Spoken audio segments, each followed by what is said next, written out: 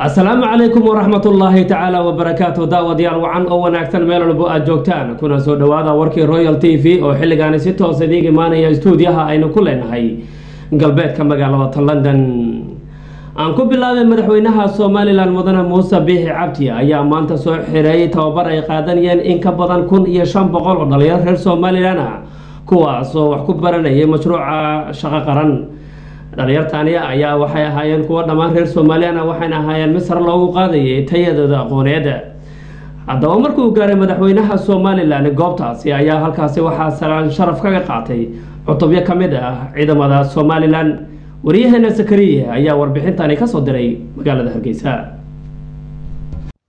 madaxweynaha jamhuuriyadda Soomaaliland mudane Muuse Biixi Cabdi ayaa 1500 oo arday oo dhameystay barnaamijka shaqo qaran ugu soo gabagabeeyay wajigii koobaad madaxweynaha jamhuuriyadda Soomaaliland oo ay ku helinayeen golahiisa wasiirada taliyayaasha ciidamada qaranka jamhuuriyadda Soomaaliland mas'uuliyiin ka socotay hay'adaha madaxa banaan hoggaanka barnaamijka shaqo qaran siyaasiyiin waxgarad iyo haldoor kala duwan oo ka qayb galay madasha tababarka loogu soo xidhayay ardaydani dhameystay wajiga koobaad ee barnaamijka shaqo madaxweynaha jamhuuriyadda Soomaaliland mudane Muuse Biixi Cabdi markii uu gaadhay kuliyadda tababarka Daraweyne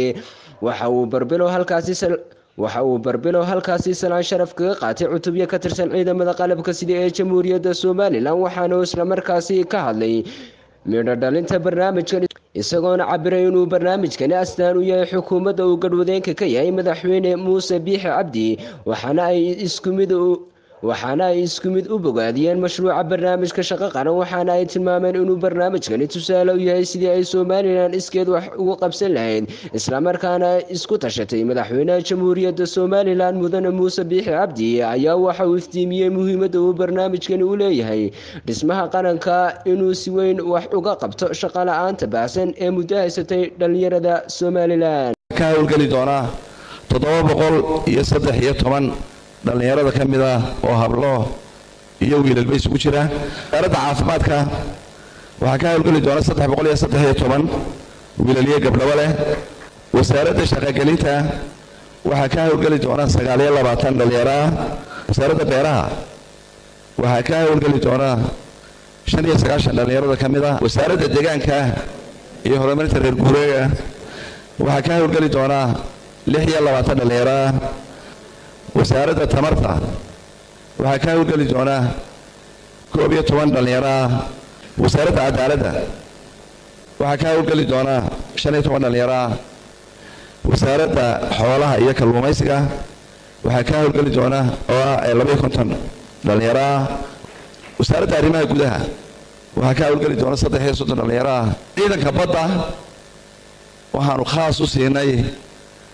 10 dhalinyaro in dhalinyaro tiradoodu gaarayso 120 oo 103 wiilal yihiin 17 habla yihiin ay codsadeen inay ku biiraan ciidamada qalabka sida marka koowaad waa mid kamid ah aragtiyada iyo qorshooyinka madaxweynaha jamhuuriyadda Soomaaliland kaasoo lagu doonayo in lagu kabciyo aqoonta iyo xirfadda dhalinyarta si loo jeclaysiyo dalkooda hooyo loona jiheeyo muddada ay joogeen سير معلمين الريبورت نوجسو قدبينيين aad bay u anshax wanaagsanaayeen wax dhibaato lagama soo sheegin intaan arkayna aad bay u wanaagsanaayeen nidaamkooda akhlaaqadooda iyo xirajoogooda waxaan u mahadnaqayaa Ilaahay waxaan u mahadnaqayaa madaxweynahayga Soomaaliland Muuse Biixi Cabdi oo yeeshay gartay baahida loo qabo in dhalinyarada la dhiirigeliyo la tababaro fursad ay isku muujiyaan la siiyo shaqo qaran waxaynu dadka u soo mareynaa in ay helaan wado qof walba muwaadin hiba uu waajibka ku leeyahay qaranka uu ka helo isagana qaranku ka helo xuquuqda laga rabo waxaan leeyahay maanta oo 26kii May tahay 2019 waxaan cod dheer cid walba ugu sheegaya inay shaqo qaran maanta u dareereen iyagoo